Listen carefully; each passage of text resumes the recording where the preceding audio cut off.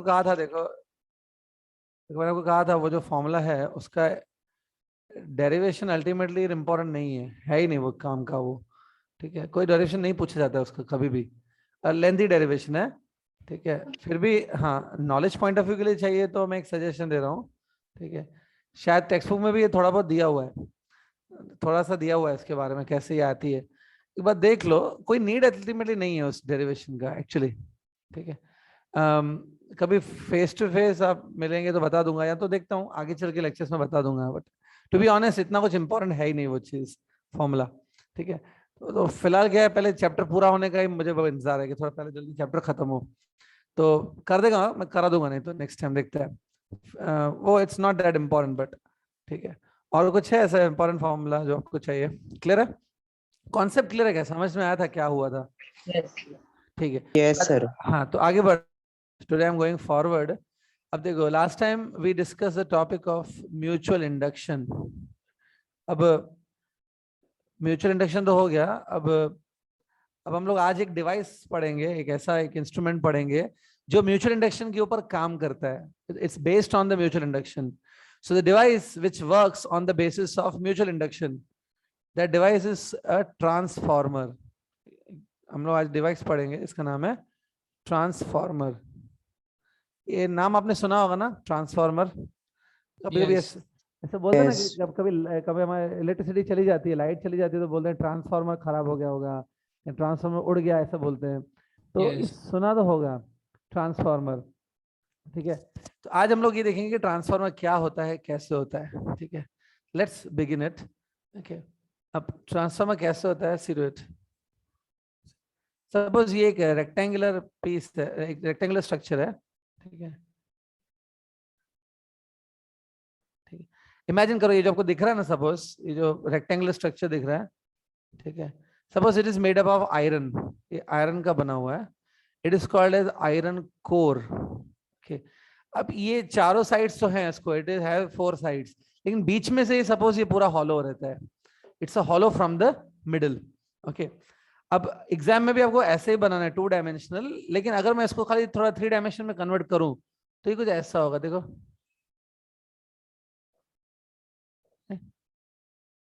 समझ में आया? ठीक, तो यस हाँ, लेकिन ये बीच में से हॉलो है, तो it's like a square frame, okay. इसको बोलते हैं आयरन कोर। अब इसमें क्या होता है, देखो सपोज आयरन कोर हो गया, उसके बाद यहाँ से एक वायर आ रही है ऐसे, ठीक है। इसको मैंने यहाँ पे वाइंड किया तो यहाँ से निकलेगी ऐसे, इमेजिन करो ये चीज।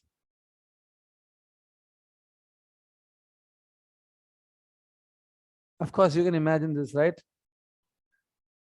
देखो यस तो ये एक बात बताओ, ऐसे नहीं लग रहा कि जो सोलोनॉइड है, एक मैंने सोलोनॉइड लिया, उसको पूरा लपेट दिया इस कॉइल के, इस कोर के वर्टिकल साइड के ऊपर ना, जो कोर है उसके वर्टिकल साइड पे मैंने ये लपेट दिया है। ये जो सोलोनॉइड है बेसिकली, ये इस सोलोनॉइड को हम लोग बोलेंगे primary coil, it's a primary coil, okay.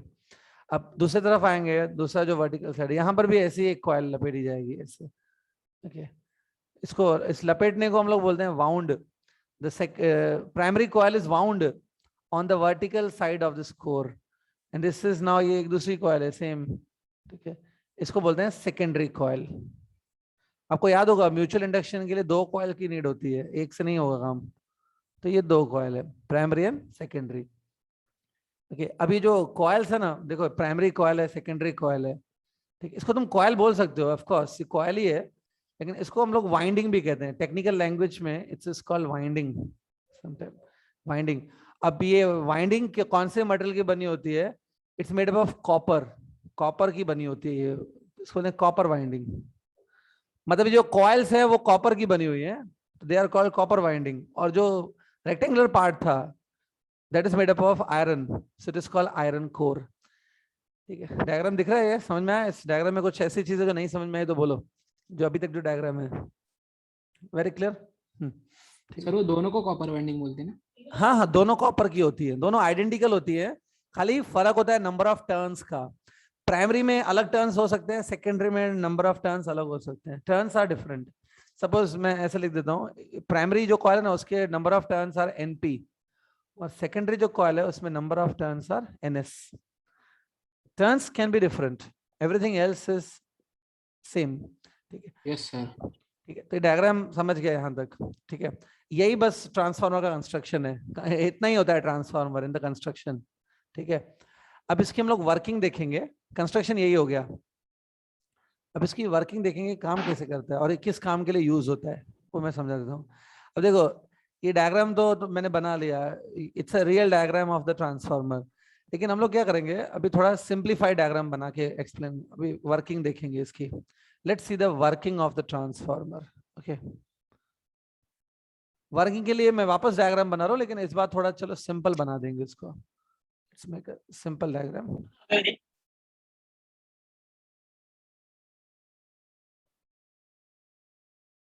One minute. ठीक है, तो 3 डायमेंशनल नहीं बनाएंगे, 2 डायमेंशन में काम चल जाएगा। ऐसे देखो, अगर कोई मेरे साथ बना रहा है ये डायग्राम, तो मैं एक सजेशन दूंगा, ये इनर स्क्वायर बनाया और उसके बाद मैंने आउटर स्क्वायर बनाया ना, दोनों के बीच में अच्छा गैप रखना, बहुत पतला सा नहीं बनाना गैप, मतलब between inner square and outer square there should be a proper distance. ठीक है, तो डायग्राम अच्छा लगेगा। ठीक है, ठीक है। अब इसके बाद प्राइमरी वाइंडिंग को मैं ऐसे दिखा देता हूँ।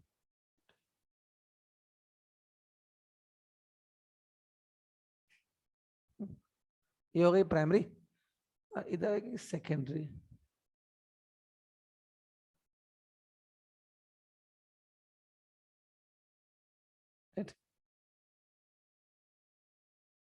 ये हो गई आपकी सेकेंडरी, देख लो। ठीक है, अब देखो प्राइमरी से स्टार्ट करते हैं। Come to the primary coil, this is the primary coil. अब प्राइमरी में लोग क्या करेंगे, ध्यान से देखो, यहां से हमने एक एसी सोर्स को कनेक्ट कर दिया, अल्टरनेटिंग करंट के सोर्स को, ऐसे। स्टूडेंट आपने, ये तो आपको थोड़ा बहुत मालूम होगा कि 2 टाइप के करंट्स होते हैं, एक एसी होता है, एक डीसी होता है, एसी डीसी, ये तो सुना होगा आपने। डीसी मतलब डायरेक्ट करंट, डीसी मतलब डायरेक्ट करंट। जो केमिकल सेल्स, हाँ, जो केमिकल सेल्स होते हैं ना, मैं थोड़ा फर्क बता देता हूँ दोनों में। जो केमिकल सेल्स होते हैं, जो आप रिमोट कंट्रोल में बैटरी डालते हो, या जो केमिकल सेल्स होते हैं, लैक्लांचे सेल, डैनियल सेल, ये अपने केमिस्ट्री में पढ़े हैं। जो केमिकल सेल्स होते हैं जिसमें केमिकल होता है, वो सारे के सारे सेल्स है ना, डीसी सप्लाई करते हैं, दे गिव डीसी करंट। लेकिन हमारे घरों में जो करंट आता है, वो सॉकेट में आप प्लग डालते हो, जो घरों में करंट आता है वो कौन सा होता है, वो एसी होता है। एसी। ये तो मतलब पता है आपको, 2 होते हैं। अब एसी के बारे में जो ज्यादा है ना, वो आप नेक्स्ट चैप्टर में पढ़ने वाले हो। The name of the next chapter is AC circuits only, chapter का नेम ही वही है। तो फिलहाल आपको एसी की उतनी जानकारी नहीं है, लेकिन ऐसे मान लेते हैं कि एसी करंट होता है, विच इज अल्टरनेटिंग करंट। तो कोई भी करंट प्रोवाइड कौन करेगा, कोई बैटरी प्रोवाइड करेगी। तो जो भी बैटरी अल्टरनेटिंग करंट को प्रोवाइड करती है ना, उसको बोलते हैं एसी का सोर्स। एसी सोर्स मतलब वो चीज जो आपको एसी करंट प्रोवाइड करेगी, जो सप्लाई करेगी एनर्जी को। ठीक है, ठीक है। एसी करंट किसी केमिकल बैटरी से नहीं आता है, chemical battery always gives DC current. तो यहाँ पे लेकिन एसी सोर्स है। ओके, अब आप बोलेंगे इसका यूज क्या है, मैं समझा देता हूँ। ट्रांसफार्मर का पहले यूज बता देता हूँ। देखो, सपोज तुमने ये एसी कनेक्ट किया, ठीक है, ये जो एसी करंट है ना, अगर उसको मैं ग्राफ पे दिखाऊं, देखो, करंट वर्सेस टाइम, ठीक है, ग्राफ पे दिखाऊं, तो एसी करंट कुछ इस प्रकार का दिखता है, ऐसा अल्टरनेटिंग करंट। ठीक है, ऐसे चेंज होता रहता है। अब देखो, इसमें अगर ध्यान से देखोगे, तो ये जो एक्स एक्सिस के ऊपर मैंने बनाया है, दिख रहा है, इसको बोलते हैं पॉजिटिव हाफ साइकिल। फिर मैंने देखो एक्स एक्सिस के नीचे भी बनाया है, उसको बोलते हैं नेगेटिव हाफ साइकिल। ठीक है, और ये दोनों मिला के this is 1 cycle of AC. ठीक है, देखिए ऐसा रहता है अल्टरनेटिंग करंट। ठीक है, अब होता ये है कि अल्टरनेटिंग करंट आएगा कहाँ से, एक्चुअली में होता ये है कि आपने जो ये सोर्स कनेक्ट किया ना, ठीक है, it's a source of EMF, EMF होगा ये। ठीक है, ईएमएफ अल्टरनेटिंग होती है, इसलिए करंट भी अल्टरनेटिंग बनता है। The EMF is alternating, that's why current is alternating. मतलब देखो क्या होता है, यहाँ पे suppose this and will work like a positive terminal, this and will work like a negative terminal. ठीक है, तो सपोज ऐसा हुआ, ये प्लस और ये माइनस। ठीक है, तो करंट आपको मालूम होगा प्लस टर्मिनल से स्टार्ट होता है and it flows towards a minus terminal. तो करंट ऐसा फ्लो होगा, देखो। ठीक है, ये करंट फ्लो हो रहा है। ठीक है, ये करंट जो फ्लो हो रहा है, ध्यान से देख लो, इसको हम लोग बोलेंगे पॉजिटिव हाफ साइकिल, ये वाला करंट है। पॉजिटिव हाफ साइकिल वाला। ये करंट का डायरेक्शन तो आपको दिख रहा है। अब करंट इंक्रीज होगा, डिक्रीज होगा, फिर जीरो हो जाएगा। देखो ये करंट है ना, जीरो से इंक्रीज होते होते ये हम मैक्स पर पहुंचेगा अपने, और फिर मैक्स से वापस डिक्रीज होगा, यहाँ पे पहुंचेगा। यहाँ पे क्या हो जाएगा वापस करंट? जीरो। तो इसको बोलते हैं पॉजिटिव हाफ साइकिल। जो डायग्राम दिख रहा है ना, इसमें प्लस माइनस देखो मैंने बनाया है, करंट बनाया है, ये पॉजिटिव हाफ साइकिल है सपोज, ठीक है। तो इसमें पॉजिटिव हाफ साइकिल में मैंने ऐसा लिया है कि upper end works like a positive terminal, और जो सोर्स है ना उसका lower end is working like a negative terminal, जैसे बैटरी में होता है। ओके, और एक याद रखो कि जो ईएमएफ है ना, ईएमएफ अल्टरनेटिंग है। EMF is a changing EMF, इसलिए करंट भी अल्टरनेटिंग है। ईएमएफ बदलती रहती है, इसलिए करंट बदलता रहता है। It's like that. ओके, तो ये हो गया पॉजिटिव हाफ साइकिल। अब नेगेटिव हाफ साइकिल क्या होती है वो भी समझा देता हूँ। देखो नेगेटिव हाफ साइकिल में क्या होता है, ये प्लस माइनस बन जाता है, और ये नीचे माइनस है वो प्लस बन जाता है, ऐसा। देखो अभी मैंने उल्टा कर दिया, तो एनीबडी टेल मी, ये पोलैरिटी दिख रही है, प्लस माइनस जो लिखा था मैंने उल्टा कर दिया, तो क्या लगता है करंट का डायरेक्शन भी उल्टा होना चाहिए क्या कि नहीं? उल्टा होना चाहिए। उल्टा होना चाहिए। यस, करंट उल्टा हो ही जाता है, करंट गेट रिवर्स्ड। तो आपको याद होगा करंट पहले कैसे फ्लो हो रहा था, बराबर? तो अभी करंट ऐसा फ्लो होगा, सी लाइक दिस, ऐसे फ्लो होगा उल्टा, ठीक है। तो करंट अभी उल्टा फ्लो हो रहा है ना, तो इसको बोलेंगे नेगेटिव हाफ साइकिल। तो during positive half cycle current flows in one direction, during negative half cycle it flows in opposite direction, ठीक है। तो प्राइमरी पे ऐसा बस याद रखो कि हम लोग एसी लगाने वाले हैं, alternating current, which keeps on changing its direction, plus minus change होता रहता है, and also it keeps on changing its magnitude, ठीक है। करंट देखो यहाँ पे लिखा है मैंने, जीरो से मैक्स तक जाता है, फिर मैक्स से जीरो जाता है, ठीक है। थोड़ा बहुत अभी क्लैरिटी आया अल्टरनेटिंग करंट का, ठीक है। बाकी जो अल्टरनेटिंग करंट है उसके बारे में और डिटेल में आप नेक्स्ट चैप्टर में पढ़ोगे, अल्टरनेटिंग करंट। सो ये अल्टरनेटिंग है, ठीक है। तो कौन सी कॉइल पे हमने अल्टरनेटिंग करंट अप्लाई किया है? प्राइमरी पे। प्राइमरी। हाँ, अब देखो क्या होता है उससे। यस ना, अभी देखो उससे क्या होता है, what happens due to this. तो जैसे ही प्राइमरी कॉइल में करंट पास करोगे ना, यू नो दैट करंट से फ्लक्स बनते हैं, ऐसे फ्लक्स बनेंगे, देखो ये वाले, these are the flux, magnetic flux हैं ये, which are produced by the current in the coil, ठीक है। ये देखो ऐसे, बराबर। तो ये जो फ्लक्स है ना, ये आयरन के कोर में से भी पास होंगे ना, this flux will also pass through core of the iron this way. सारे फ्लक्स नहीं जाएंगे, लेकिन कुछ फ्लक्स तो जाएंगे आयरन के कोर में से भी, देखो ऐसे, ठीक है। तो इससे क्या होता है पता है, देखो कुछ फ्लक्स जो है ना आयरन के कोर में से जा रहे हैं, core is made up of iron ना, उसमें जा रहे हैं। तो उससे क्या होता है पता है, आयरन का जो कोर है, आयरन खुद मैग्नेटाइज हो जाता है, ओके। मैं वैसे लिख सकता हूँ, आयरन कोर गेट्स मैग्नेटाइज्ड। ये देखो, आपने वो चैप्टर हुआ है ना आपका, मैग्नेटिज्म चैप्टर हुआ रहेगा, मैग्नेटिज्म करके कुछ चैप्टर आई थिंक, वो पढ़ा है, वो पढ़ा है,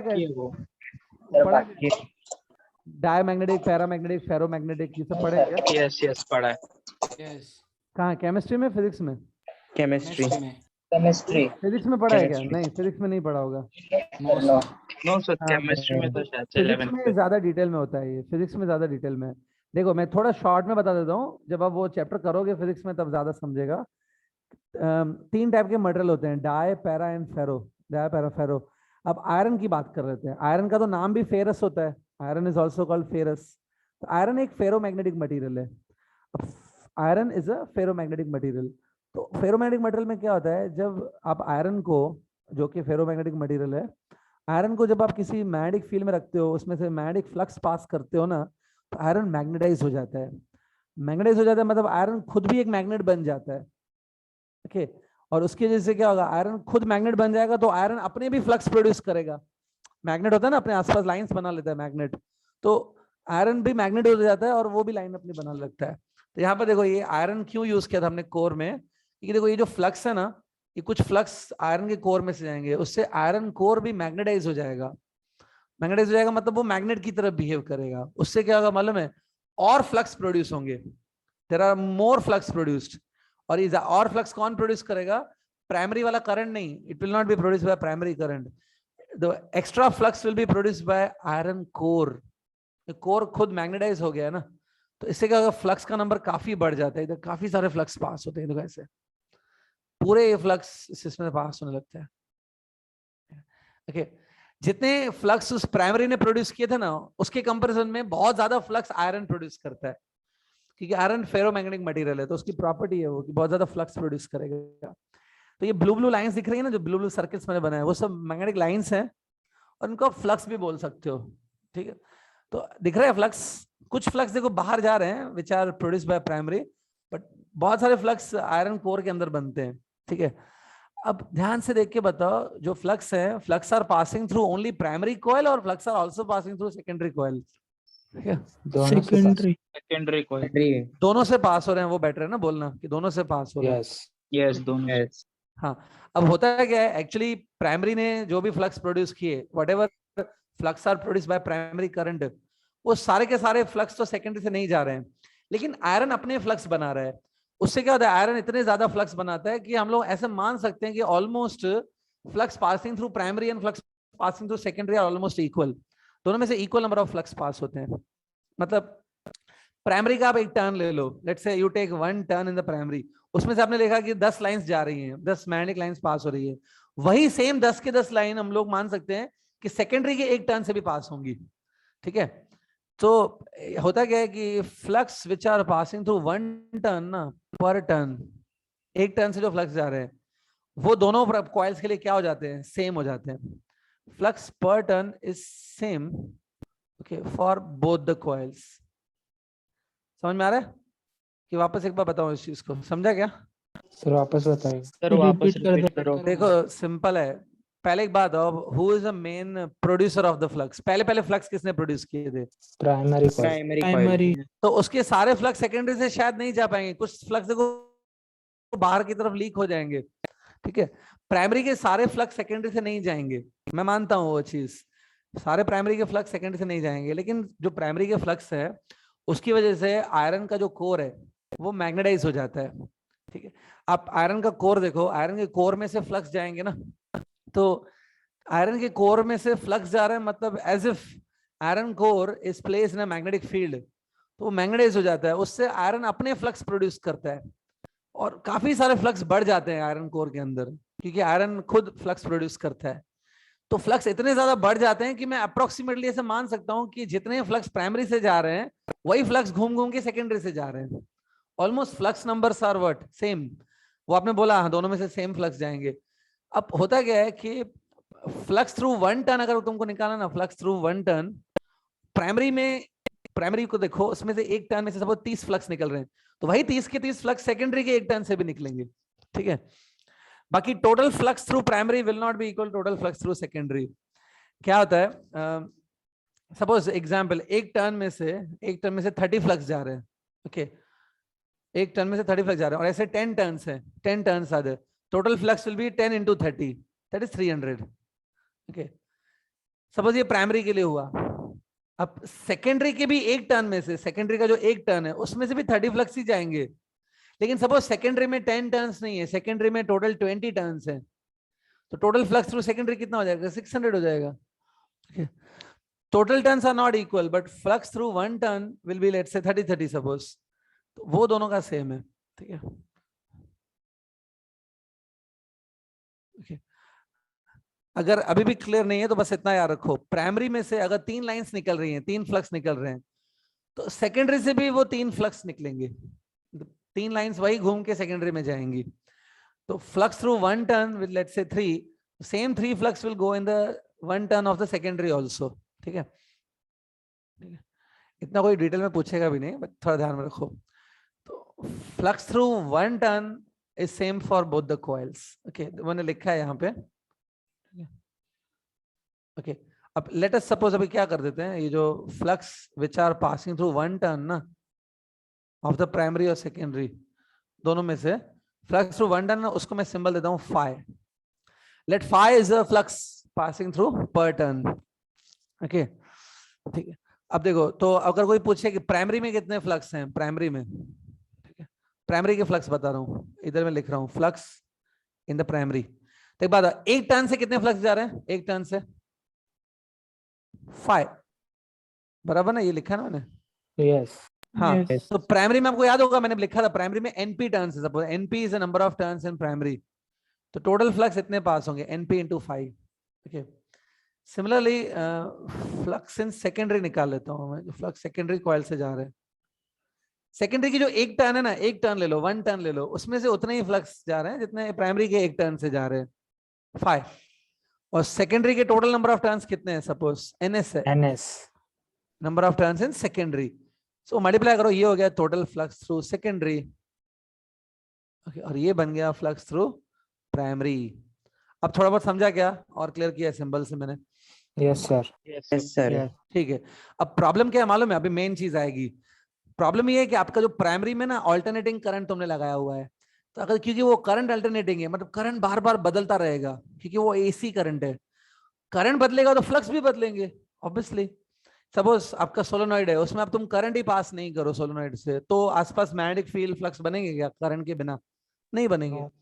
तो करंट चेंज होगा तो फ्लक्स भी चेंज होंगे, flux will be dependent on the current. तो क्योंकि करंट अल्टरनेटिंग है, फ्लक्स भी क्या होंगे, अल्टरनेटिंग। ओके, ये फ्लक्स भी क्या करते हैं पता है, अल्टरनेटिंग होते हैं। फ्लक्स आर आल्सो अल्टरनेटिंग, मतलब फ्लक्स कांस्टेंट नहीं है, वो चेंज होते रहते हैं। ठीक है, तो suppose flux keeps on what, changing.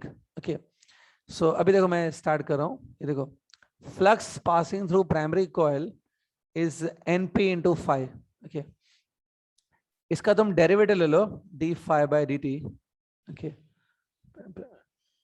NP का डेरिवेटिव नहीं होगा क्योंकि एनपी तो नंबर ऑफ टर्न्स है, वो कांस्टेंट है, ये होगा D five by D T. ठीक है, अब लेफ्ट हैंड साइड पे देखो, आपको याद होगा D five by D T क्या होता है, anybody? Induced. EMF induced. So look at the left hand side. Okay, it will be EMF induced in primary. Okay, actually पता है आपको माइनस साइन भी दोनों साइड लगाना चाहिए। Minus d five by D t is written as EMF induced. Okay, तो प्राइमरी में देखो EMF induced हो रहा है, which is given by minus NP d phi by dt. Minus sign just indicate that this EMF which is induced, it will oppose the change of flux. It will oppose the d phi. That's why minus sign is there. ठीक है, थोड़ा समझा? ये simple बात है, flux change हो रहे हैं क्योंकि अल्टरनेटिंग करंट है, और क्योंकि फ्लक्स चेंज हो रहे हैं तो उससे ईएमएफ इंड्यूस होता है ना, जब किसी कॉइल में से फ्लक्स चेंज होते हैं तो वो ईपी है। ठीक है, सिमिलरली एक बात है, फ्लक्स थ्रू सेकेंडरी अगर मैं बात करूं, is it NS into 5। Okay, so flux अगर चेंज होंगे तो सेकेंडरी से भी चेंज होंगे ना, सेम फ्लक्स सेकेंडरी से भी जा रहे हैं ना, तो ये ऐसा होगा। ठीक है, डेरिवेटिव ऑन बोथ साइड्स। अब d five by D t ये क्या होगा, it is EMF induce in secondary. Minus sign of course लगाना चाहिए। सर वो भी ईएमएफ नहीं होगा, वो जो दूसरा वाला राइट हैंड साइड पे जो है वो बोल रहा हूँ। यस चलो वेरी गुड क्वेश्चन, चलो कोई तो मतलब ध्यान से सोचने की कोशिश कर रहा है। अब एक स्टूडेंट को डाउट आ रहा है कि सर राइट हैंड साइड पे भी तो डी फाइव बाई डी टी लिखा हुआ है, उसको क्यों नहीं लिखते हो ईएमएफ इंड्यूस्ड? ठीक है, मैं लिख देता हूँ। एक बात बताओ, राइट हैंड साइड पे जो मैंने D five by D T लिखा है उसमें फाई क्या है, फ्लक्स थ्रू 1 टर्न की टोटल फ्लक्स? 1 टन। हाँ, तो डी फाइव बाई डी टी जो हुआ ना, जो राइट हैंड साइड पे D five by D T है, it's a EMF induce, of course वो ईएमएफ इंड्यूस्ड है, it's a EMF induce in 1 turn, जो मुझे नहीं लिखना है अल्टीमेटली। ठीक है, वो ईएमएफ इंड्यूस इन 1 टर्न है। ठीक है, जिनको अभी समझ गया, हाँ सर ये तो समझ गया, तो ध्यान से देखो, ये है EMF induced in 1 turn. Okay, into NP किया ना आपने, इनटू एनपी किया है, तो नंबर ऑफ टर्न्स को मल्टीप्लाई किया, तो ये हो गया टोटल ईएमएफ। टोटल ईएमएफ को मैंने ईपी लिखा है, समझा ये दोनों चीज? Yes sir. So I hope you are paying attention and understanding these things. देखो अभी इसको मैं देता हूँ इक्वेशन नंबर 1, इसको देता हूँ इक्वेशन नंबर 2। डिवाइडिंग 1 and 2, दोनों इक्वेशंस को डिवाइड कर देते हैं। डिवाइड करोगे तो आपको आएगा EP upon ES equal to, जब डिवाइड करोगे ना तो माइनस माइनस कैंसिल हो जाएगा, और ये d five by D t भी कट हो जाएगा, क्योंकि फाई क्या है, phi is a flux through per turn, वो दोनों में सेम था, मैंने बोला था flux passing through 1 turn is same for both of them, तो ये कट हो जाएगा। डिवीजन प्रॉपरली करो तो आपको आएगा NP upon NS, this will come, this will come, EP upon ES equal to NP upon NS आएगा। अब आप बोलेंगे सर ये क्या है, मतलब इसका क्या रोल है एंड ऑल, बताता हूं मैं। देखो अभी तक अगर आपने थोड़ा समझा है तो मैं ऐसा बोल सकता हूँ कि फ्लक्स चेंज हो रहे हैं क्योंकि आपका एसी करंट था, flux are changing. Changing flux से जब फ्लक्स चेंज होता है तो प्राइमरी कॉइल में भी ईएमएफ इंड्यूस हो रहा है और सेकेंडरी कॉइल में भी ईएमएफ इंड्यूस हो रहा है। तो ईएमएफ जो सेकेंडरी में इंड्यूस हो रहा है, it is because of the mutual induction. Current you are changing in the primary, because of that EMF is induce in secondary. तो उसको क्या बोलते हैं जब ईएमएफ दूसरी कॉइल में इंड्यूस होता है? म्यूचुअल इंडक्शन बोलते हैं। So here EMF is induce in secondary, that is because of mutual induction. EMF is also induce in the primary, that is because of self induction.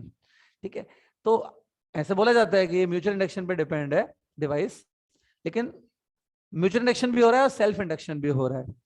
Okay, वापस एक बार सुन लो।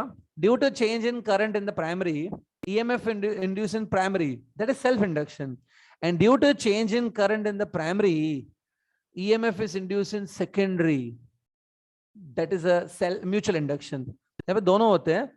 अब यहाँ पे आ गया, अभी अगर आप इस इक्वेशन को ध्यान से देखोगे तो आपको समझ में आएगा कि जो EMF इंड्यूस हो रही है ना प्राइमरी में और सेकेंडरी में, वो EMF induce depends on number of turns.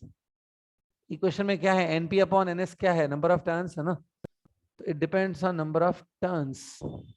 अब एक बात, नंबर ऑफ टर्न्स तो हम लोग डिसाइड करके लगा सकते हैं ना, कितने टर्न्स लगाने हैं प्राइमरी में और सेकेंडरी में।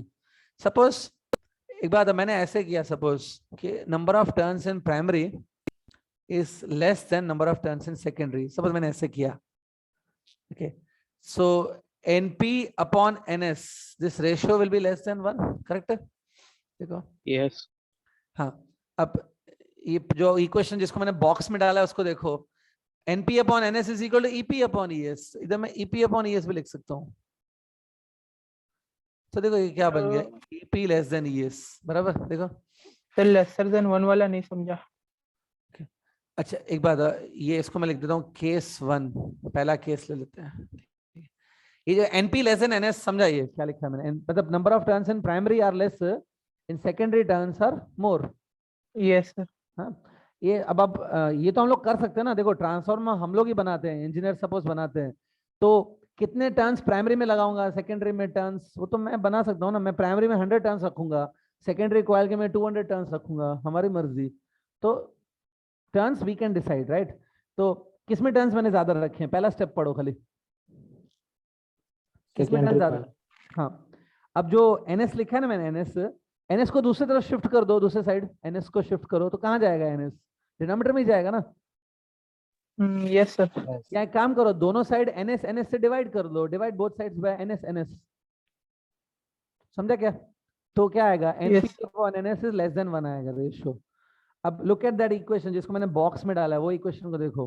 What is NP upon NS equal to EP upon ES। तो मैंने NP अपॉन NS की जगह देखो यहाँ पे EP अपॉन ES लिखा है इधर। अब वापस मैंने ES को उधर शिफ्ट कर दिया, तो EP लेस देन ES आ रहा है। मैथमेटिक्स है, आई थिंक समझ गया सबको ये मैथमेटिकल पार्ट। तो एक बात, इसमें सेकेंडरी में ज्यादा EMF इंड्यूस हो रहा है कि प्राइमरी में ज्यादा इंड्यूस हो रहा है? अभी इस हिसाब से व्हाट दिस इक्वेशन सजेस्ट, ये वाली सेकेंडरी में। और टर्न्स भी, हाँ, तो ध्यान से देखो, ये पूरा केस ध्यान से देखो। If number of turns in secondary is more, the EMF induce in secondary also मोर ना। मोर, यस। हाँ, तो देखो जब सेकेंडरी में ज्यादा EMF बन रहा है, देखो EMF in the secondary is more ना कंपेयर टू प्राइमरी। तो इसको ऐसा ट्रांसफार्मर जो होता है ना, ये जो ट्रांसफार्मर होता है, उस ट्रांसफार्मर को हम लोग बोलते हैं स्टेप अप ट्रांसफार्मर। अभी तक आपको ये समझ में नहीं आएगा ट्रांसफार्मर काम क्या कर रहा है, ये अल्टीमेटली क्या यूज है। अभी बस वही चीज आने वाली है, थोड़ी देर में आ जाएगी वो, कि what is the use of this transformer. पर पहले देख लो, इसको स्टेप अप ट्रांसफार्मर बोलते हैं। Step up transformers are those in which secondary has more EMF compare to primary. ठीक है, नोट कर लो ये प्लीज मेरे साथ। आपके टेक्स्ट बुक में भी ये सब चीजें गिवन है, पर उतना क्लियरली नहीं गिवन होंगी, इतना सिंपली नहीं गिवन है, बहुत कॉम्प्लेक्स मैनर में गिवन है कहीं कहीं पे।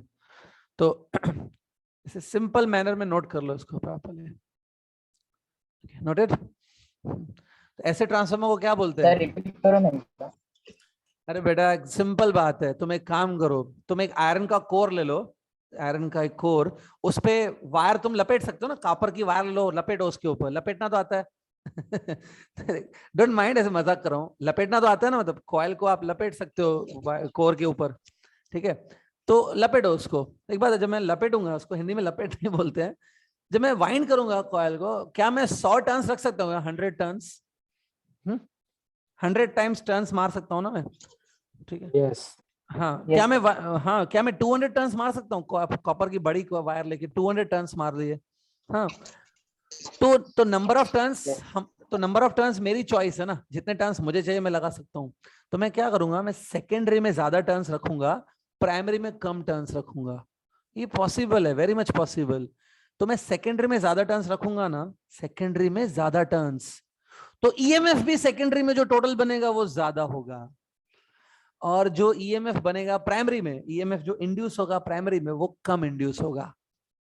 यही बात है, जिसमें टर्न ज्यादा रखोगे उसमें ज्यादा ईएमएफ इंड्यूस होगा। समझा। तो ये जो केस 1 मैंने लिखा है अभी जो स्क्रीन पे है आपके सामने, उसमें सेकेंडरी में ज्यादा टर्न्स हैं, तो सेकेंडरी में ईएमएफ भी ज्यादा बन रहा है, ठीक है। सिमिलरली अब मैं दूसरा केस ले लेता हूं, let's consider the second case. Suppose number of turns in primary are more than number of turns in secondary, ऐसा केस है। तो मैं जल्दी कर रहा हूं अभी। NP upon NS will be more than 1. NP upon NS is same as EP upon ES. Check करो वो बॉक्स वाली इक्वेशन। तो अभी ES को शिफ्ट करो, EP more than ES, ऐसा हो गया ना। देखो तो देखो, प्राइमरी में ज्यादा टर्न्स मैंने लिए हैं इस बार। See this, number of turns in primary is more, so EMF in the primary is also coming more. समझ गए बात को, राइट? तो EMF in primary it is more, मतलब बेसिकली सेकेंडरी में लेस हुई ना EMF, सेकेंडरी में लेस हुई। तो ऐसे ट्रांसफार्मर को बोलते हैं step down transformer. It is known as step down transformer. अच्छे से नोट करो ये चीजें, ऐसे साइड में लिख दो, it is known as step down transformer, या कहीं पे लिख लो इसको। तो स्टेप डाउन क्या होता है पता है? अगर सेकेंडरी में कम बन रही है EMF तो स्टेप डाउन, सेकेंडरी में ज्यादा बन रही है तो स्टेप अप। मतलब सब सेकेंडरी के हिसाब से लिखते हैं हम लोग, ठीक है, समझा? ओके, पहले इतना क्लियर करो। Okay, clear this much? Yes. I hope you noted down. ठीक है, अब आपको मैं एक चीज बताता हूँ कि ट्रांसफार्मर काम क्या कर रहा है, ये कर क्या रहा है हमारे लिए, मतलब what is the use of this transformer. से ये हमारा ट्रांसफार्मर है सपोज, प्राइमरी में भी EMF इंड्यूस होता है, क्योंकि प्राइमरी से फ्लक्स चेंज हो रहे हैं। प्राइमरी से फ्लक्स इसलिए चेंज हो रहे हैं क्योंकि प्राइमरी में जो करंट है वो अल्टरनेटिंग है, AC करंट है। और देखो सेकेंडरी में भी EMF इंड्यूस हो रहा है बिकॉज ऑफ म्यूचुअल इंडक्शन। अब प्लीज ध्यान से देखो, जो प्राइमरी में EMF है ना, ये EMF भी अल्टरनेटिंग होता है, इट्स बेसिकली अल्टरनेटिंग EMF। और सेकेंडरी में जो EMF होता है वो भी अल्टरनेटिंग ही होता है, ऐसा कुछ नहीं है कि अलग EMF, मतलब अल्टरनेटिंग EMF ही रहता है दोनों साइड। लेकिन प्राइमरी में तो तुमको याद है हमने सोर्स कनेक्ट किया था, ऐसा याद है, ये सोर्स भी कनेक्टेड। सेकेंडरी पे तो मैंने कोई सोर्स कनेक्ट नहीं किया है, तो बिना सोर्स कनेक्ट किए सेकेंडरी पे मुझे EMF मिल रहा है। Suppose this will work like a positive, this will work like a negative, EMF induce होगा ये दो टर्मिनल्स के बीच में। तो can I say we are getting some output EMF on the secondary ना। तो Yes. हाँ, अभी देखो क्या होता है, सी होता क्या है, अगर ऐसा है कि EP is less then ES, ऐसा हो गया सपोज, मतलब प्राइमरी पे EMF कम है, वो ऐसे होगी, देखो दोनों अल्टरनेटिंग होती हैं, all EMFs current everything is alternating over here. मैंने आपको बताया अल्टरनेटिंग ऐसा होता है। सपोज प्राइमरी EMF ऐसे होगी, EMF in primary will be this, तो सेकेंडरी में ज्यादा EMF बन रही है ना, ऐसा सेकेंडरी में ऐसा होगा, ठीक है। तो क्या मैं ऐसा बोल सकता हूँ कि प्राइमरी में कम EMF है, सेकेंडरी में ज्यादा है? तो देखो डायग्राम, ठीक है। अब हाँ, एक चीज बता रहा हूँ, आपको चाहिए तो मैं 2 मिनट के बाद उसको प्रूफ करके दे दूंगा। एक चीज बता रहा हूँ, ध्यान से देखो, ये AC का सोर्स दिख रहा है, ठीक है। सपोज इस AC सोर्स को मैं लिखता हूँ V इनपुट, इनपुट वोल्टेज। क्या ये इनपुट वोल्टेज अल्टरनेटिंग है कि नहीं है? इनपुट अप्लाइड वोल्टेज अल्टरनेटिंग है, Alternating. हाँ। It can be easily proven that ये जो इनपुट वोल्टेज है it is equal to EP, दोनों इक्वली होते हैं, ठीक है। जितना इनपुट वोल्टेज होता है उतना ईपी होता है। इट कैन बी प्रूवन, चाहे तो मैं बाद में प्रूफ करके देता हूँ ये चीज। तो एक बात बताओ, यहाँ पे मैंने ईपी वर्सेस ईएस का ग्राफ बनाया है, ईपी और ईएस। ये ग्राफ तो समझ गया होगा आपको। तो ये EP is same as V in also, मैं इधर वी इन भी लिख सकता हूँ। तो देखो इनपुट वोल्टेज भी अल्टरनेटिंग है, और जो ईएस है, ES is like output, ES मेरा आउटपुट है, आउटपुट भी अल्टरनेटिंग है, लेकिन कंपेयर टू इनपुट मेरा आउटपुट ज्यादा बन रहा है ना, बड़ा। तो ट्रांसफार्मर ये करता है, it increases the voltage level. ठीक है, वोल्टेज लेवल इंक्रीज हो गया। देखो प्राइमरी पे भी मैंने अल्टरनेटिंग लगाया, मुझे सेकेंडरी पे भी अल्टरनेटिंग ही मिलेगा, लेकिन ज्यादा बड़ा वोल्टेज मिल रहा है ना, वोल्टेज लेवल क्या हो गई, बढ़ गई ना। तो ट्रांसफार्मर का वही काम होता है, it increases the voltage level. ठीक है, देखो ट्रांसफार्मर है ना, एसी को डीसी में कन्वर्ट कभी नहीं करता है, एसी को एसी में रखता है। प्राइमरी पे भी एसी लगाया था मैंने, सेकेंडरी पे भी मुझे एसी ईएमएफ ही मिलती है, अल्टरनेटिंग ईएमएफ ही मिलेगी। तो एसी को एसी में रखता है, बट ध्यान से देखो कंपेयर टू प्राइमरी सेकेंडरी का वोल्टेज लेवल बढ़ गया ना, पीक वैल्यू ऊपर आ गया ना। तो ठीक है, तो इसके लिए ट्रांसफार्मर यूज होता है। एक प्रैक्टिकल एग्जांपल देता हूं मैं, प्रैक्टिकल एग्जांपल। आपके घरों में भी मैंने बोला ना अल्टरनेटिंग वोल्टेज आता है, अल्टरनेटिंग करंट आता है घरों में। तो घरों में जो अल्टरनेटिंग वोल्टेज आता है ना, एसी वोल्टेज, ओके, उसकी वैल्यू होती है 230 वोल्ट। कितनी वैल्यू का होता है? 230 वोल्ट। ठीक है, ठीक है। अब उसको एक काम करो, जो घरों में करंट आता है वो 230 वोल्ट का होता है एसी, उसको तुम ट्रांसफार्मर को दे दो, give it to the transformer as a input. Okay, और सपोज वो स्टेप अप ट्रांसफार्मर है, it is a step up transformer.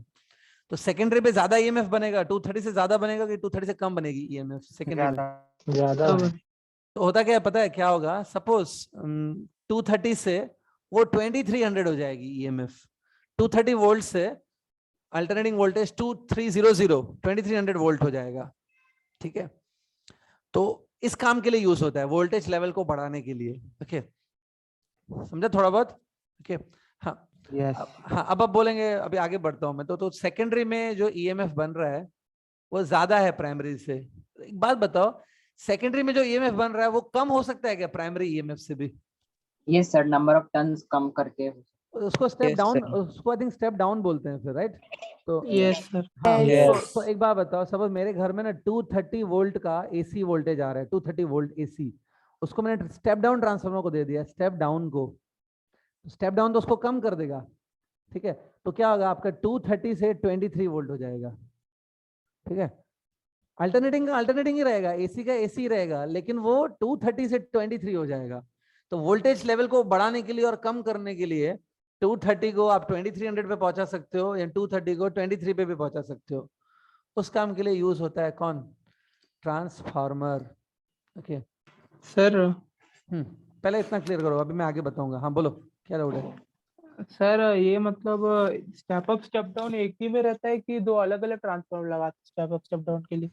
देखो, दो अलग अलग ट्रांसफार्मर बना सकते हो। जिस ट्रांसफार्मर में सेकेंडरी में ज्यादा टर्न्स होते हैं वो स्टेप अप की तरह काम करता है, और जिस ट्रांसफार्मर में सेकेंडरी में कम टर्न्स होते हैं वो स्टेप डाउन की तरह काम करता है। ठीक है, एक्चुअली में दोनों अलग अलग जगह यूज होता होगा ना? हाँ हाँ, दोनों का यूज अलग अलग है। तुमको वोल्टेज लेवल बढ़ानी है तो स्टेप अप यूज करोगे, तुमको वोल्टेज लेवल कम करनी है अपने काम के लिए तो उसको स्टेप डाउन यूज करोगे वहां पे। ठीक है, सर ट्रांसफार्मर में ऑयल क्यों डालते हैं अभी? ट्रांसफार्मर में ऑयल डालते हैं? हाँ कहाँ पे सर, देखा है तुमने? देखा है बीच में, मतलब डालते हो जो कोर के यहाँ। कहीं रोड पे ट्रांसफार्मर उसमें देखा है, घर में तुम्हारे ट्रांसफार्मर उसमें देखा है, किसी इंस्ट्रूमेंट में ट्रांसफार्मर लगा हुआ है उसमें देखा है? कहाँ देखा है बोलो ना, ऑयल सर डालते हुए? फिट होते हुए देखा है, वो ऑयल चेंज कर रहे थे वहाँ कहाँ पर? रोड पे जो ट्रांसफार्मर लगे रोड होते पे। हाँ हैं हाँ हाँ सर। से ट्रांसफार्मर में जो आप बोल रहे हो ना, वो ये ऑयल नहीं डालते, अल्टीमेटली कुछ ब्लैक कलर का ग्रीस के जैसा कुछ मटेरियल होता है वैसा ना। तो यस सर। वो क्या होता है ट्रांसफार्मर में, आगे बताऊंगा। और ट्रांसफार्मर में ना वो हिलता रहता है, थोड़ा थोड़ा हमिंग वॉइस आता रहता है, ट्रांसफार्मर थोड़ा हिलता रहता है कुछ रीजन से, मतलब हिलता रहता है। तो उसके हिलने की वजह से थोड़ा फ्रिक्शन होता है, फ्रिक्शन को कम करने के लिए ऑयल डाला जाता है। ट्रांसफार्मर थोड़ा मूविंग होता है, मतलब हिलता रहता है, वाइब्रेट करता रहता है। तो उसके पार्ट्स अगर वाइब्रेट करते रहेंगे तो आपस में घिसेंगे बैठ के वो, तो उसको संभालने के लिए ऑयल डालना पड़ता है। अभी ट्रांसफार्मर की वर्किंग चल रही है, अभी आधे में, थोड़ा आगे चल के समझा सकता हूँ फिर मैं चीज को, देखते हैं। ठीक है, पहले एक बात, एक तो तुमने जो चीज देखी है ऑयल डालते हैं सब बोल रहे हो, पता नहीं तुमने ट्रांसफार्मर देखा है कोई और चीज देखी है, वो भी तुमको मालूम है क्या कि ट्रांसफार्मर ही था वो? ट्रांसफार्मर रोड्स पे रहता है, करेक्ट है, और चारों बाजू उसको ग्रिल लगा देते हैं, चारों बाजू वॉल खड़ी करके तार वार लगा देते हैं, उसको बंद कर देते हैं, यूजुअली रोड पे रहता है। देखते हैं आगे चल के बताता हूँ, और मैं पहले let me complete now please. See, तो ये सेकेंडरी में ईएमएफ इंड्यूस हुआ है। ओके, अब प्लीज आगे देखो, अगर तुम सेकेंडरी में यहाँ पे एक रेजिस्टेंस कनेक्ट करोगे, देखो ऐसे लोड रेजिस्टेंस, ठीक है, तो एक बात बताओ, सेकेंडरी में ऑलरेडी ईएमएफ इंड्यूस हो रहा है ड्यू टू म्यूचुअल इंडक्शन, रोज रेजिस्टेंस करेंगे तो ऐसे करंट बन सकता है क्या इसमें भी ऐसे? It is induce current in the secondary, IS। Okay, primary में भी करंट है, दैट इज IP। ओके, तो if you connect the load resistance, ये मैंने RL लिखा है ना, RL मतलब एक लोड रेजिस्टेंस, ठीक है। लोड रेजिस्टेंस क्या होता है, मतलब लोड रेजिस्टेंस वो ऐसी रेजिस्टेंस है जिसमें से तुम करंट पास करना चाहते हो, तो बस तुम किसी को करंट सप्लाई करना चाहते हो तो उसको लोड बोलते हैं, तो वो लोड की रेजिस्टेंस है। तो सपोज मुझे लोड रेजिस्टेंस में से करंट पास करना है, इसके लिए मैंने उसको कनेक्ट कर दिया यहाँ पे, तो उससे करंट फ्लो होगा IS। ठीक है, चलो स्टूडेंट मैं अभी आगे बढ़ रहा हूँ please. Suppose if we consider that a transformer is ideal. अब आइडियल ट्रांसफार्मर क्या होता है? Ideal transformer is that transformer in which there are no losses of energy, there are no loss of energy। Ideal transformer वो होता है जिसमें there is no loss of what? energy। तो बाद अगर एनर्जी का लॉस नहीं होगा तो मैं ऐसा बोल सकता हूँ कि जो इनपुट पावर जाएगा, whatever input power I am giving, it will be equal to output power ना। अब ध्यान से डायग्राम को देखो, इनपुट पावर मालूम है कितना है? Input power is given by this formula, input voltage into IP current ना, जो इनपुट करंट है IP। आउटपुट पावर कितना है? आउटपुट पावर है output voltage that is ES into output current IS। आपने सुना होगा ना, power is given by V into I। तो इनपुट सर्किट और आउटपुट सर्किट दो चीजें हैं, दोनों का मैंने लिखा है। यहाँ तक क्लियर है क्या? Yes sir. हाँ, अब देखो मैं थोड़ी देर पहले आपको बताया था, ये चीज मैंने आपको बताई थी, ये वाली चीज देखो, मैंने बोला था जितना इनपुट वोल्टेज लगाते हैं उतना ही EP होता है, EMF इंड्यूस इन प्राइमरी। तो दैट्स व्हाई मैं यहाँ पे लिखूंगा इधर EP into IP equal to ES into IS। ये कौन से ट्रांसफार्मर के लिए से लिख सकते हो? EP into IP equal to ES into IS, ideal transformer. Ideal transformer. हाँ, अब देखो इसको मैं थोड़ा रीअरेंज करके ऐसे लिखता हूँ, EP upon ES equal to IS upon IP। Check, see this equation. तो देखो अगर तुम ध्यान से देखोगे तो लेफ्ट हैंड साइड को देखो, EP अपॉन ES मतलब प्राइमरी डिवाइड बाय सेकेंडरी है, लेकिन राइट हैंड साइड पे देखोगे तो सेकेंडरी डिवाइड बाय प्राइमरी है ना, बराबर? यस। हाँ, इसका क्या मतलब है देखो बता देता हूँ मैं। इसका मतलब ये होता है कि सपोज ऐसे मान लेते हैं कि EMF इंड्यूस इन प्राइमरी वो लेस है सेकेंडरी से। सब ये केस ले लो, तो ये स्टेप अप ट्रांसफार्मर हुआ, I think step up. Okay, तो एक बात, इससे आप ऐसे करो, EP divide by ES is less than 1। Okay, look at this equation जिसको मैंने बॉक्स में डाला है, EP upon ES is same as IS upon IP ना, तो ये हो गया IS upon IP less than 1। तो IP को तो शिफ्ट करो, क्या आ रहा है equation? IS is less then IP। तो पूरा पूरा ध्यान से देख लो, पूरा जो मैंने लिखा है, 1 सेकेंड, हाँ पूरा जो ये ना उसको ध्यान से देख लो क्या है। तो क्या बोलोगे, सेकेंडरी में EMF ज्यादा है कि कम है कंपेयर टू प्राइमरी? बताओ, सेकेंडरी में EMF ज्यादा है, ठीक है, लेकिन करंट की बात करूं तो करंट सेकेंडरी में क्या बन रहा है? कम है। कम है। तो होता है क्या है कि प्राइमरी में जो भी EMF है उसके कंपैरिजन में सेकेंडरी में ज्यादा EMF हो गई, ठीक है, लेकिन फिर करंट कम हो जाएगा, ठीक है।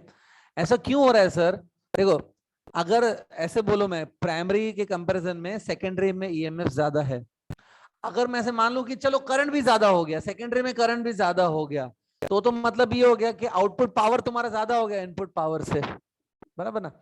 सी, compare to primary there is more EMF in secondary, possible है। सपोज करंट भी ज्यादा हो गया compare to primary, current in the secondary also more, तो मतलब सेकेंडरी में हर चीज मोर बोल रहे हो तुम, प्राइमरी के हिसाब से सेकेंडरी में ईएमएफ भी मोर है, सपोज करंट भी मोर है, तो मतलब आउटपुट पावर तुम्हारा मोर हो जाएगा इनपुट पावर से। मतलब जितना तुम इनपुट में पावर डाल रहे हो उससे ज्यादा पावर तुमको आउटपुट में मिलना चाहिए क्या?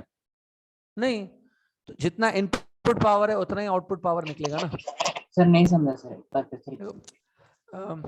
दूसरे तरीके से समझाता हूँ, ये देखो power is given by V into I, ये मानते हो, ऐसे सुना है आपने ना P को, ठीक है। सेकेंडरी में voltage in secondary into current in secondary, इसको तुम मल्टीप्लाई करोगे तो आपको आउटपुट पावर मिलेगा, ओके। और इनपुट पावर कैसे मिलता है? Voltage in primary into current in primary, ठीक है। अगर वोल्टेज ऐसे इधर बढ़ गया, V इंक्रीज्ड, और सपोज I भी इंक्रीज हो गया, V भी इंक्रीज हुआ, I भी इंक्रीज हुआ, प्राइमरी से जब सेकेंडरी में जा रहे हो तो V भी इंक्रीज हुआ, I भी इंक्रीज हुआ, तो तुम क्या बोलोगे? आउटपुट पावर इंक्रीज हो गया कि नहीं इनपुट पावर के कंपैरिजन में, ठीक है। लेकिन ऐसा हो ही नहीं सकता ना कि आउटपुट पावर ज्यादा हो गया, जितना इनपुट में डालोगे उतना ही आउटपुट पे निकलेगा ना पावर। सर समझा समझा सर। तो होता क्या है, अगर V बढ़ जाता ना, लेट्स से V इंक्रीज, तो I कम हो जाता है, मतलब वोल्टेज लेवल अगर बढ़ती है तो करंट लेवल कम हो जाती है, so that product of V into I should remain constant, okay. जितना प्राइमरी में पावर है ना उतना ही सेकेंडरी में पावर आना चाहिए, मतलब power is constant, power constant मतलब V इंटू आई की प्रोडक्ट कांस्टेंट है। देखो ना, ये इधर भी देख सकते हो, इधर V इंटू आई की जो प्रोडक्ट है इन द प्राइमरी, और ये है V इंटू आई की प्रोडक्ट इन द सेकेंडरी, वो सेम है ना दोनों की। तो होता क्या है कि अगर वोल्टेज बढ़ गया प्राइमरी से सेकेंडरी में जाने के टाइम पे, V बढ़ गया, ईएमएफ इंक्रीज हो गया, तो करंट क्या हो जाता है? Decrease, so that product remains what? Same. बस एक याद रखो चीज, अगर वोल्टेज लेवल बढ़ गई प्राइमरी के से सेकेंडरी में जाने के टाइम पे, वोल्टेज बढ़ गया तो करंट क्या हो जाएगा? कम, ठीक है। तो उसको बोलते हैं स्टेप अप ट्रांसफार्मर, ठीक है, ठीक है। समझा ये पूरा? Yes sir. Yes, sir. ये इक्वेशंस याद रखो, ठीक है। तो ट्रांसफार्मर के लिए मैं अभी तक जो मैंने फॉर्मूलास बनाई है मैं एक बार लिख लेता हूँ। ट्रांसफार्मर के लिए EP upon ES is equal to NP upon NS, but EP upon ES is equal to IS upon IP, okay। Next मैंने ये इक्वेशन बनाई, V input equal to EP, ठीक है। अब और आइडियल ट्रांसफार्मर की बात करें, in case of ideal transformer, input power is equal to output power. Input power याद रखो EP इंटू IP, मैंने समझा है ये चीज। Output power is ES into IS। ये जो इक्वेशन सर वहाँ पे NP अपॉन NS आएगा ना ऊपर? हाँ चलो, आपने मतलब ध्यान है आप लोग का, गुड। स्टूडेंट चेंज करो, ये इधर NP था इधर NS था, correct this. EP upon ES was same as NP upon NS, याद करो, ये कराया था, ठीक है, ठीक है। स्टूडेंट जो अभी स्क्रीन पे जो भी फॉर्मूला लिख रहे हैं वो क्लियर है सब? ठीक, यस सर। हाँ। लेकिन बात बताओ, हर ट्रांसफार्मर आइडियल तो नहीं होगा। आइडियल ट्रांसफार्मर किसको बोलते हैं? जिसमें कोई लॉस ऑफ एनर्जी नहीं होता है, नो लॉस, जितना एनर्जी मैंने दिया उतना ही मुझे आउटपुट पे मिलेगा, तो that is called ideal transformer. लेकिन ऐसा कोई आइडियल ट्रांसफार्मर होता ही नहीं है। All transformers are practical transformer ना। प्रैक्टिकल ट्रांसफार्मर क्या होते हैं? जिसमें एनर्जी लॉसेस होते हैं। In practical transformer energy losses exist. आगे चल के बताऊंगा मैं लॉसेस किस टाइप के होते हैं, मतलब कैसे एनर्जी लॉस होती है वो भी बता दूंगा, बट फिलहाल ऐसे मान लेते हैं कि एनर्जी के लॉसेस होते हैं। लॉसेस होंगे तो एक बात बता, आउटपुट पावर ज्यादा होगा कि इनपुट पावर ज्यादा होगा उस डिवाइस का? Input power. आउटपुट कम होगा, आउटपुट कम होगा। तो yes. हाँ, तो तुम अगर उसमें ऐसा करो, output power divided by input power into 100, ऐसे कर दो, तो इससे मिलता है efficiency of the transformer. Transformer efficiency of the transformer, or I can say percentage efficiency. Efficiency of a transformer is defined as output power upon input power into 100. अब जिनको थोड़ा कंफ्यूजन है कि एफिशिएंसी क्या होती है, देखो अगर मैंने इनपुट में 100 डाला, मैंने इनपुट में 100 पावर डाला, मुझे आउटपुट में 100 नहीं मिलेगा, 100 से कम मिलेगा। सपोज आउटपुट मुझे खाली 70 मिल रहा है, 100 डालने पे 70 मिल रहा है, मतलब 30 का लॉस हो रहा है तुम्हारा। तो 100 डालने पे मुझे मिल कितना रहा है, 70 मिल रहा है, तो मैं बोलूंगा ये 70% एफिशिएंसी है। 100 डालने पे 80 मिलेगा, तो मैं बोलूंगा ये 80% एफिशिएंट है। 100 में से कितना मिलता है, that is called efficiency, percentage efficiency. तो इस फॉर्मूला से आपको एफिशिएंसी निकलेगी। एफिशिएंसी से ये पता चलेगा कि कितना ये मिलेगा मुझे आउटपुट। जितना ये ज्यादा एफिशिएंसी होगी, मतलब उतना ज्यादा तुमको आउटपुट मिलेगा। ठीक है, ठीक है, clear? Yes, Yes. sir. This completes your transformer. Losses वगैरह मैं बता दूंगा, इसमें कुछ हार्म नहीं है, ठीक है। लेकिन लॉसेस को छोड़ के, कि लॉसेस कौन से टाइप के होते हैं एनर्जी के, उसको छोड़ के बाकी कॉन्सेप्ट क्लियर हो गया। अब लॉसेस जो है वो एंट्रेंस एग्जाम्स के लिए काम आते हैं, कि एंट्रेंस के लिए मालूम होना चाहिए। एक काम करो, आज मैं लॉसेस नहीं बता रहा हूँ, क्योंकि मुझे एक छोटा सा टॉपिक और फिनिश करना है। तो energy losses in transformer next lecture में आराम से इसको बता दूंगा। जिनको सब लग रहा है कि हाँ ये भी लिखना है आपको, तो बस इसके लिए हाफ पेज छोड़ दो रजिस्टर का, एनर्जी लॉसेस इन ट्रांसफार्मर। किस टाइप के लॉसेस होते हैं ट्रांसफार्मर में एनर्जी के, ठीक है, वो भी एंट्रेंस एग्जाम्स के लिए मालूम होना चाहिए वो भी चीज, ठीक है। ट्रांसफार्मर समझा आज? सर ट्रांसफॉर्मर उड़ता कि वो सब भी लॉसेस में आएगा ना? एक्चुअली में वो नहीं है लॉसेस में, बट हाँ ठीक है, नेक्स्ट लेक्चर में जब लॉसेस समझाऊंगा तो आपको थोड़ी क्लैरिटी आएगी ट्रांसफार्मर के बारे में, तो वो क्यों उड़ता है वो भी समझा सकते हैं उस टाइम पे, ठीक है। नेक्स्ट टाइम बता दूंगा वो चीज, ठीक है। वो आता नहीं है, सिलेबस में नहीं है, बट या but you can understand if losses are clear, then we will understand that, ठीक है। आज मैं एक छोटा सा टॉपिक और कवर कर लेता हूँ, बहुत ही छोटा टॉपिक है ये। Next topic is AD currents. Eddy currents, ठीक है, एडी करंट, ठीक है। अभी एडी करंट क्या है, देखो, देयर वाज वन साइंटिस्ट, एक साइंटिस्ट है जिनका नाम था फोकॉल्ट, ठीक है। अब फोकॉल्ट ने क्या किया, फोकॉल्ट ने एक ये ले लिया, मेटल का एक ब्लॉक लिया ऐसे, तो ये मेटल का एक ब्लॉक है, ठीक है, इट्स अ मेटल ब्लॉक। अब आपको मालूम है मेटल में करंट पास हो सकता है, बट ये मेटल की वायर नहीं है, मेटल का ब्लॉक है, ओके, तो करंट तो नहीं पास होगा इसमें से, ठीक है। अब इधर उसने क्या किया, इधर मैग्नेट रखा नॉर्थ साउथ। अब खाली मैग्नेट को ऐसे रख दिया, इसने रेस्ट पे रख दिया, तो जब मैग्नेट रेस्ट पे था तो उसने देखा कुछ भी नहीं हो रहा है, मेटल ब्लॉक को कुछ भी प्रॉब्लम नहीं हो रही है। फिर उसने क्या किया, ये मैग्नेट को इधर मूव किया ऐसे, ऐसे it move towards the metal block. आपको वो याद है फैराडे का एक्सपेरिमेंट, ये जब ऐसे करेंगे ऐसे, Yes. इधर मैंने कॉयल ले लिया, अगर कॉयल, इधर मैंने कॉयल ले लिया, सर्कुलर कॉयल है, तो कॉयल में क्या होता है, एनीबॉडी, अगर ऐसे मैग्नेट को मूव किया तो ईएमएफ इंड्यूस होता है। Induce होता है. और अगर कॉयल क्लोज सर्किट है, कॉयल क्लोज सर्किट बना रही है, क्लोज पाथ है, तो करंट भी इंड्यूस होगा, ठीक है, तो करंट भी इंड्यूस होगा, लेकिन वो कॉयल में होता है ना। अभी ये मैग्नेट कहाँ मूव कर रहा है, ये मेटल ब्लॉक के आसपास मूव कर रहा है। तो एक बात बताओ, मेटल ब्लॉक के आसपास मूव कर रहा है, तो फोकॉल्ट ने क्या देखा कि इस मेटल ब्लॉक के अंदर ऐसे इलेक्ट्रॉन्स होते हैं ना, inside the metal there are free electrons. Electron उसने देखा ऐसे सर्कुलर पाथ में घूमना शुरू कर देते हैं, ऐसे सिर्फ एक सर्कुलर पाथ में नहीं, कुछ इलेक्ट्रॉन ऐसे सर्कुलर पाथ में घूमेंगे, कुछ यहाँ पे घूम रहे थे ऐसे, कुछ इधर घूमेंगे, ऐसे भी घूमेंगे, कॉन्सेंट्रिक, ऐसे electrons start moving in a concentric circles like this, ऐसे ऐसे इलेक्ट्रॉन ने मूव करना चालू कर दिया ऐसे। तो एक बात बताओ, जब इलेक्ट्रॉन राउंड राउंड घूमेंगे गोल गोल पाथ में, उसी को हम लोग करंट बोलते हैं ना। जब इलेक्ट्रॉन सर्कुलर पाथ में घूमने लगता है, दैट इज कॉल्ड करंट। जब किसी कॉइल में करंट जाता है तो भी क्या होता है, उस कॉइल में इलेक्ट्रॉन ही तो घूमता रहता है राउंड एंड राउंड, तो यहाँ पे इलेक्ट्रॉन घूमना शुरू कर दिया, ठीक है। तो उससे क्या होगा, आप ऐसे मान सकते हो कि एज इफ मेटल ब्लॉक के अंदर करंट फ्लो होने लगा। करंट भी यही होता है ना, फ्लो ऑफ इलेक्ट्रॉन्स, और क्या होता है करंट भी। तो यहाँ पे अंदर सर्कुलर ऑर्बिट्स में, कॉन्सेंट्रिक ऑर्बिट्स में क्या फ्लो होने लगा, करंट, ठीक है। इस करंट को उसने नाम दिया eddy currents, eddy currents. Eddy का मतलब क्या होता है वो मैं बताता हूँ, विल टेल यू, बट इस करंट्स को नाम दिया एडी करंट। कुछ स्टूडेंट को डाउट है, सर ये पता कैसे चला उसको करंट है अंदर, ऐसा कुछ।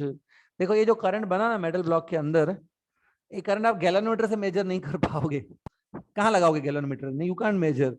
तो कुछ बच्चे डाउट पूछते हैं, सर को उसको पता कैसे लगा करंट बन रहा है अंदर, ठीक है, मैं आपको बता देता हूँ। जो मेटल ब्लॉक है ना वो हीट होने लगा, इट स्टार्टेड हीटिंग। कोई भी मेटल हीट कब होने लगता है, जब मेटल में करंट बनने लगता है तो वो क्या होने लगता है, हीट ना। तो मेटल इस ब्लॉक में हीट बनने लगी, तो उसने से मान लिया कि शायद अंदर करंट है। करंट कैसे बनेगा, अंदर इलेक्ट्रॉन ऐसे घूमने लगे। डू नो ये इलेक्ट्रॉन कैसे फ्लो हो रहे थे, मैं आपको बता दूं। इलेक्ट्रॉन ऐसे फ्लो हो रहे थे कि यहाँ पे नॉर्थ पोल डेवलप हो रहा था ऐसे, north is coming towards the metal. North के सामने क्या बन रहा था, नॉर्थ। याद है Lenz's law, according to Lenz's law direction of the induced current is in such a way that it opposites the cause ना। तो ये लगभग कुछ कुछ फैराडे एक्सपेरिमेंट के जैसे ही है, तुम नॉर्थ पोल को मूव कर रहे हो तो सामने भी क्या बन रहा है, नॉर्थ पोल बन रहा है, ठीक है। तो एडी करंट्स ऐसे बनेंगे कि नॉर्थ के सामने नॉर्थ बनेगा, लाइक दैट। तो ये जो मेटल ब्लॉक के अंदर इलेक्ट्रॉन्स है ना, they start revolving in the circular orbits, उससे जो करंट्स बनते हैं that is called as what, eddy currents. तो एडी करंट्स भी इंड्यूस करंट ही है, it is kind of a induce current. लेकिन ये क्यों बन रहा है, एडी करंट्स बनते हैं मेटल ब्लॉक के अंदर, कॉइल के अंदर नहीं बनते हैं, मेटल ब्लॉक के अंदर। ओके कुछ स्टूडेंट आप ऐसे याद कर सकते हो, सुनो, you can remember this way. ये आपका मेटल ब्लॉक है, ठीक है। जब मैग्नेट को ऐसे मूव करेंगे तो मैग्नेट को मूव करने से फ्लक्स जो है, flux passing through metal block, flux which are passing through metal block, flux वो चेंज होंगे कि कांस्टेंट रहेंगे when you move the magnet, change हो गया। चेंज और फैराडे ने बोला था ना जब फ्लक्स चेंज होते हैं तो उससे करंट इंड्यूस होता है कॉइल में, ईएमएफ इंड्यूस होता है। तो यहाँ पर भी इलेक्ट्रॉन सर्कुलर पाथ में घूमने लगते हैं ऐसे, तो उसको बोलते हैं एडी करंट्स। बाकी लगभग ये वही चीज फॉलो करता है जो नॉर्मल इंड्यूस करंट फॉलो कर रहा था पहले, लेंजेस लॉ फॉलो होता है यहाँ पे भी।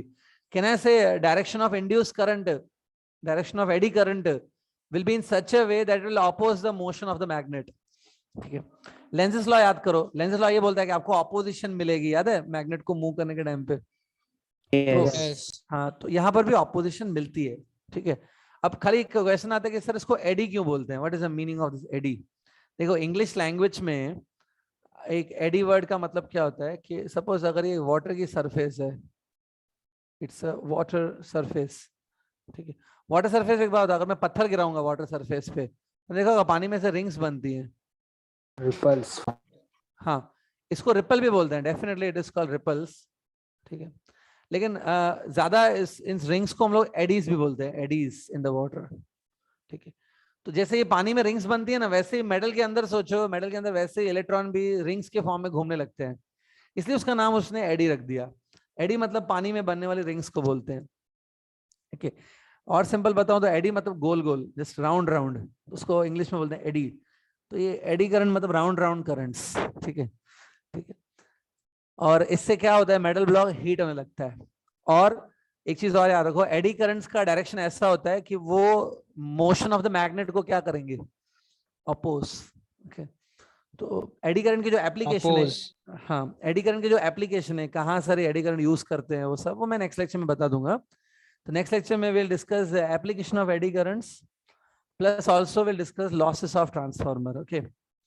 जितना मुझे लग रहा है नेक्स्ट लेक्चर जो है ना उसमें थियरी फिनिश हो जाएगा और कुछ सम्स भी स्टार्ट हो जाएंगे, और उसके बाद एक लेक्चर और लगेगा तो finish this chapter fully, okay. तो अगले 2 लेक्चर में फिनिश होना चाहिए मेरे ख्याल से, क्लियर। तब तक मेरी सजेशन रहेगी आप प्रैक्टिस शुरू कर दो इस चैप्टर की, पढ़ना स्टार्ट कर दो इस चैप्टर को।